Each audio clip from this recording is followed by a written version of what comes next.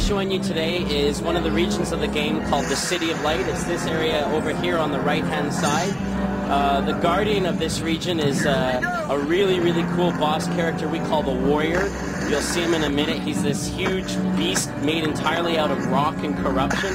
And he's by far the largest sort of guardian in the game, and is quite difficult to defeat. But on the way over there, I'm going to pass through some acrobatic sections and some generic enemy fights, so you'll get to see some other parts of the combat system. For the fight system in Prince of Persia, we really want to have a lot of spectacular sort of acrobatic combos between the Prince and Elika while you're fighting the enemies, to really show the sort of acrobatic and combat prowess of the Prince, but also to show how the collaboration with Elika makes everything cooler and just makes the abilities of the Prince that much more. So you can see that when I was fighting that generic enemy there, the Prince and Elika were sort of throwing each other around, flipping off of each other, really like a choreographed, very stylized dance that created a really kind of spectacular combat sequence, a really spectacular combo, unlike, we think, sort of anything that's been seen in video games before. So I'm arriving now at one of the sort of nodes in the network, the sort of main chunks, the main levels in the game. This is an area called the Queen's Tower, and I need to work my way up the tower in order to defeat the Warrior and make my way to the top of the tower, which is my objective, which is my destination. One of the things that's really important for us with Prince of Persia is the role of Elika, is making sure that Elika doesn't ever get in the way, never detracts from the gamer experience. We didn't want her to get lost, to fall behind, to do the wrong thing, to take the wrong initiative, which would really, I mean, it would upset players. It would drive them crazy if Elika was constantly taking the wrong initiative and getting lost and generally being a detraction, generally, you know, like causing a negative thing to happen in the game. So Elika has been very carefully designed and implemented to only ever be a positive. In combat, for example, Elika is only ever going to jump in and attack when I ask her to. She's only ever going to do a cooperative jump or help me navigate through the world if I ask her to. And we think that creates, but she follows me on her own, and she's never going to get lost, and she's never going to fall behind. And we think that creates a sort of partnership between them that we hope will really appeal to players. Very often, they might even just sort of forget that she's around until they literally need her to help out. And we think that's a sort of good compromise for the people who, you know, really want to feel like the hero and make sure that, you know, they're the one in charge and they're the one in control and they're the one that's kind of, you know, driving the adventure, while allowing us to have that collaboration between the Prince and Elika that allows us to do these kind of spectacular things that the Prince just couldn't do on his own. So this is the warrior. This was the warrior I was talking about. As you can see, he's huge. And if I try and fight him, there I've tried to go in and throw him up into the air, and he literally just throws me back. He's simply too big. So my strategy here is to drive him up against these columns by attacking him with my sword or Elika, in order to push him up against the columns and bring them down on his head, thus damaging him because it's the only way I can hurt him.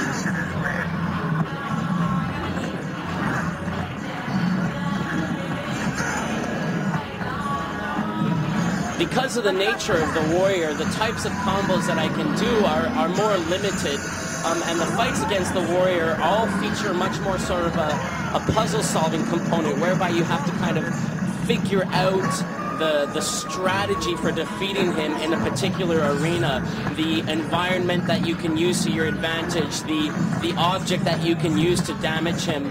The other enemies in the game, though, all have very different types of combat experiences against them. We really wanted to make sure that every enemy that you're facing in this game, while you're fighting against them all, you know, using the same combat system, so, you know, X to swing your sword, Y to use Elika, A to do an acrobatic attack, B to do a gauntlet attack, while you're fighting against all the enemies in a similar way, the experience of fighting them and the strategies for defeating them is very, very different.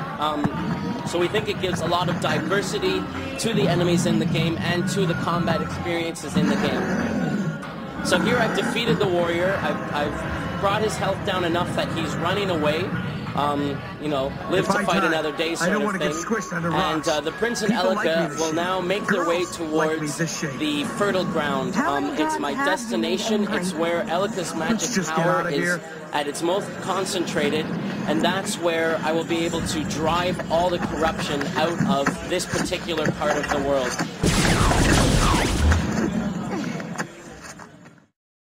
That was really important for us in this Prince of Persia was to make sure that acrobatics had a real sense of flow to them, a real rhythm. In an ideal world, people will literally flow through acrobatics and do the acrobatics in this game, you know, in a way that might be familiar to them, you know, from playing a Guitar Hero or a Rock Band type, you know, music game.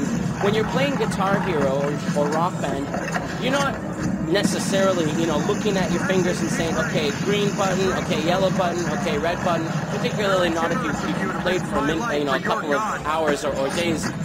You're always sort of looking, you know, 4, 5, 6 notes ahead, and you sort of start to get into this almost Zen-like mode whereby the moves, if you will, the button presses just kind of come naturally, and you're really just sort of lost in the experience of playing that song. And that's really what we're trying to accomplish with the acrobatics. You don't necessarily have to think once you've played for a while, all right, here I have to press the A button to jump, and here I have to press the B button in order to swing off of that ring. It's just going to flow. You're just going to literally sort of intuitively know what you have to press, and it's going to allow you to pull off these really sort of long, spectacular acrobatic combos that have always been a hallmark of the Prince of Persia franchise, but in some of the other games have sort of been the realm, you know, exclusively of the more sort of hardcore players. You know, it was only the kind of really hardcore gamers who were able to pull off these really spectacular acrobatic combos, and we want that sense of reward and accomplishment that comes from pulling off those really spectacular sequences to be available to players who aren't necessarily, you know, the hardest of the hardcore.